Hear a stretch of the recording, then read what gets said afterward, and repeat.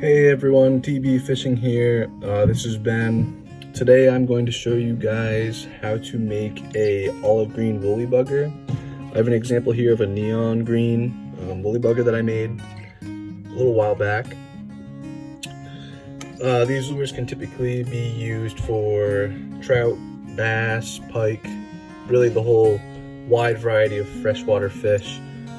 Pretty much anything will bite as long as you're in a murky water. Olive green really works in that murky, dark colored water. Typically clear water fish don't really bother to bite that dark green. They're typically more into something shiny, bluish color, some reds. So we're gonna use the olive green today. The first thing you want to do is you're gonna have to buy a size 8 hook. Size 10 works also. They're a little bit shorter, a little smaller. So the size 8 is what I typically use for the woolly bugger. And then you're also going to want a 5/32 gold bead. Okay, this will give it weight on the top of the lure. So it will help the front of the lure sink to give it that jigging motion. A lot of fish look for that jigging motion. It helps them kind of come in. They want to bite. They want to bite the jig. So that's what we're going to use there. The 5/32 bead, and then the size 8 hook. So here's what it looks like close up. We have the 5/32 bead on the hook. If you can see on these beads, there's one end right here. It has a smaller hole. And then on this side, it's a little bit of a bigger hole, okay? So that's so when you put the wire on, which is the next step I'm gonna show you guys, the wire will slide onto the hook shaft, and you're gonna push the wire into this bigger hole, okay? It keeps the bead snug to the front of the hook so it doesn't move around. So I'm gonna show you guys that right now. Okay, so the next thing you're gonna do is you're gonna take your wire, all right? It could really be any size wire. Typically I use the 1mm thick wire. It's very flimsy, malleable. You can use it to put on the shaft of these hooks. Easy to work with, okay? So here's what you're gonna do. You're gonna take about 5 inches of this wire, okay? You can rip it right in half with your bare hands. You don't need any scissors. If you have thicker wire, you may, but I typically just break it right in half with my hands, okay? We're gonna start right at the tip of the hook, okay? And we're gonna slowly, once you get a couple spins around here, it should stop moving. We're going to slowly make our way down this hook.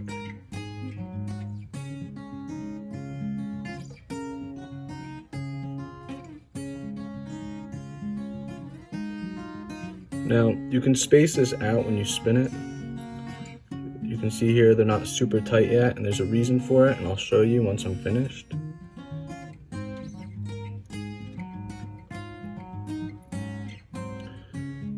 So we're gonna work around.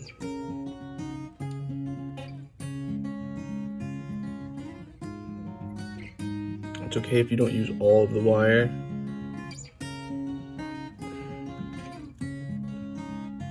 Working our way.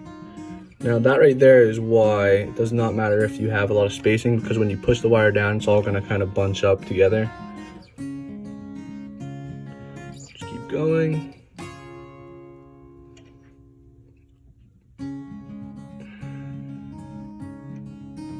Okay, almost there. All right. So now once you get it on, you're just gonna push it together, kind of spin it a little bit, make it a little bit tighter on the shaft of the hook. Push it nice and tight right up into this bead head here. Okay, so this basically gives it a little bit extra weight and it gives it that jigging motion I was talking about a little bit earlier. And this is also where the body of the woolly bugger is gonna go. You can go a little bit longer. Typically, if you see the hook here, where it pokes out, you can go right down, perpendicular to the hook right there. But it's okay if you stop a little bit short, because you're gonna have tail feathers on there, and the body can sometimes run a little bit short, a little long. It all depends. Every woolly bug is a little bit different. So once you get that on, the next step is to attach your twine. So you're gonna attach your twine right underneath the bead head, okay? So here's what I do. I don't even tie it. I just go around and I do a figure 8 knot. So if you see there, I go in front of and behind the main line, okay? I do that about 10 times, okay? And then we're gonna take our scissors and we're just gonna cut off this excess. Then we can go around a couple more just to secure that last bit there, all right? Now, once you have your base done, you're gonna take your twine, your black twine. This is what I have, is black twine. A lot of people will use olive. I actually ran out of olive not too long ago. That's what I would use for my woolly bugger because it is an olive woolly bugger, but black doesn't show up either. So that's why I'm using black. One thing I would say is don't use a white or a bright color if you're using a dark color woolly bugger, because then your twine is going to show very, very prominently. So we're just gonna wrap around this wire here. Okay, this helps secure it a little bit more. Typically, it's just gonna kind of thread right in between. Once we get to the end, okay, we are just gonna secure that base right there. Right around the hook, okay, just like that. All right, and then we're gonna go back.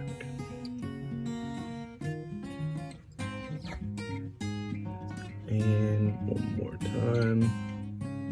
I like to use a little extra because these will fall apart very easily. If you're catching a lot of small bass, they like to rip this up. So we're gonna end right at the end of the wire, as you can see right there, right?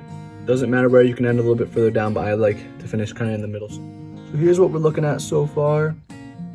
We have our bead, 5/32 bead, our 8 size hook, our wire wrapped around and pushed snug against the bead inside.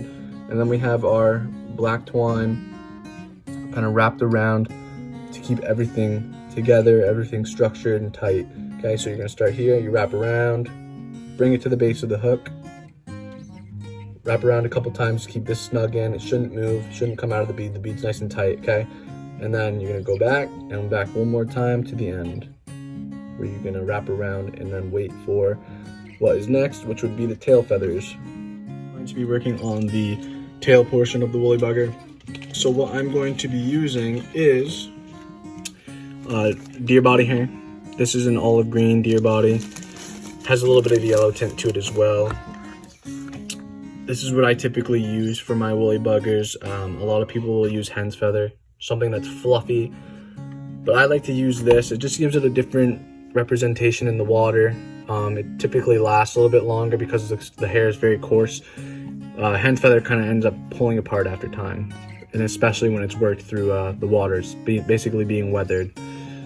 So we're gonna use a little bit of this, kind of a pinch full, not too much, just enough that we can use to make it a nice looking tail for this woolly bugger. So I'm gonna take my scissors and I'm gonna clip just on the base of the hair. Okay, that's probably a good amount right there. We might even use a little bit less than this. So I'm gonna take a little bit out. Okay, perfect. So this is what we're looking at here. This amount here. We'll take some of these out, some of these stragglers, okay? This is what we've got. This is a perfect amount for the woolly bugger that we're gonna use, okay? This is olive green, kind of has a yellow tint to it, deer body hair. So what we're gonna do, this is the hardest part of the entire build of this fly. So you wanna get that deer hair right around that hook, okay? And what we're gonna do is you gotta kind of slowly work your way around it at first, otherwise these feathers are just gonna wanna shoot out. Once you get the feathers on, really try and tighten that up, all right? We're gonna have to go inside a little bit. And we're gonna wrap around as much as possible, because once we get that olive green yarn on, we're gonna want to make sure that this body isn't thick, because when we get the yarn is gonna make it thick already. So we wanna really make sure that we keep this thin and tight.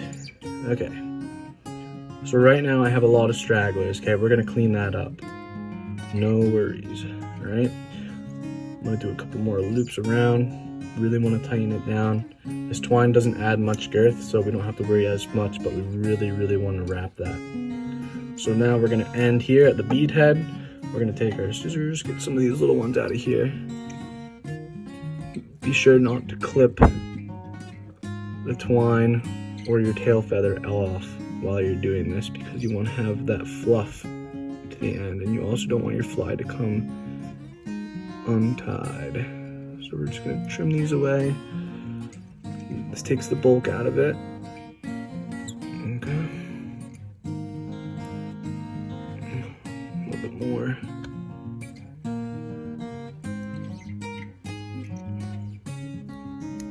All right, backside. Okay. So once you get that kind of as good as you can, you can fluff out that tail if you'd like, just to give it a good look. Gives you something to be proud of, just like that. That's a perfect tail for this woolly bugger. Okay, make sure nothing's coming out. It seems to be pretty tight. We'll get tighter as we go because we're gonna have the body on there. So what you're gonna do next is you're gonna get green, olive green metallic twine. Okay, you can get this at Runnings, Walmart. It's about $2 for a little bundle of it. I kind of would recommend Bass Pro or Cabela's for this. They have cheaper bundles for a larger quantity. And if you're in the New England area, Maine area, Kittery Trading Post has a ton of this stuff for very cheap downstairs on the lower level. Okay, so what you're gonna do is you're gonna attach this on to your hook. So you're gonna have about a 1/4 inch hanging past the bead. That way you can wrap with your twine.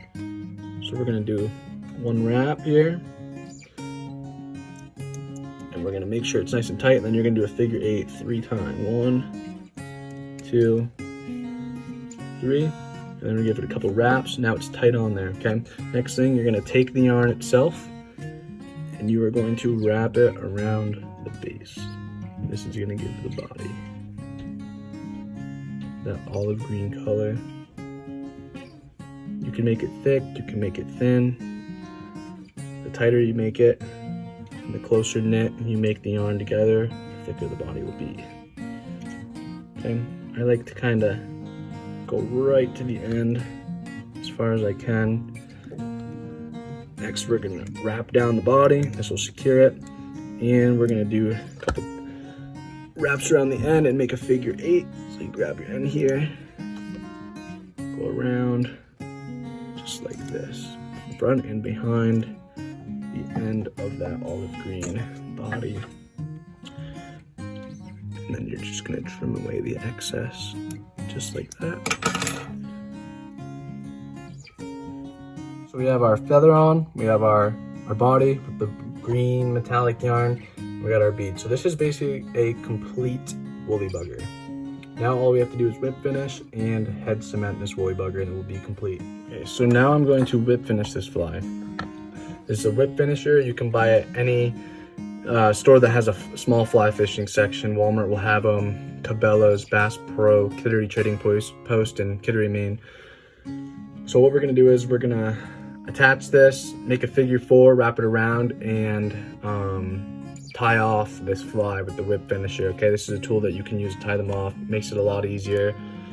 So we are going to wrap around a couple times, unhook the back, pull it tight, and take the hook out.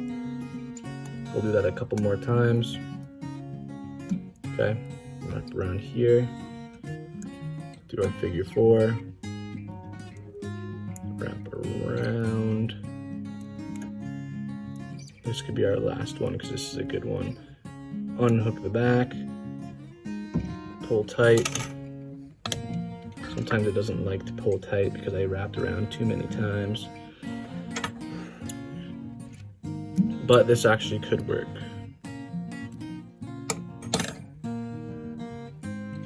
Yes, this will work.